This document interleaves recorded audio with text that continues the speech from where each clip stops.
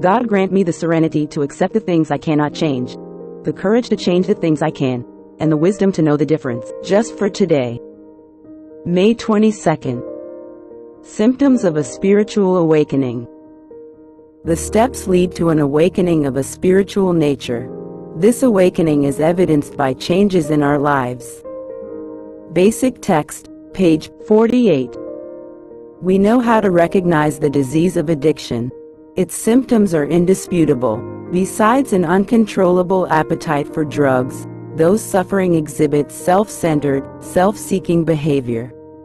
When our addiction was at its peak of activity, we were obviously in a great deal of pain.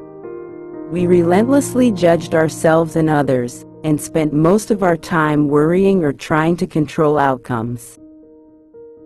Just as the disease of addiction is evidenced by definite symptoms, so is a spiritual awakening made manifest by certain obvious signs in a recovering addict. We may observe a tendency to think and act spontaneously, a loss of interest in judging or interpreting the actions of anyone else, an unmistakable ability to enjoy each moment, and frequent attacks of smiling. If we see someone exhibiting symptoms of a spiritual awakening, we should be aware that such awakenings are contagious. Our best course of action is to get close to these people. As we begin having frequent, overwhelming episodes of gratitude, and increased receptiveness to the love extended by our fellow members, and an uncontrollable urge to return this love, we realize that we, too, have had a spiritual awakening.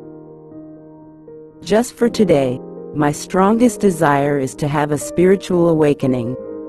I will watch for its symptoms and rejoice when I discover them.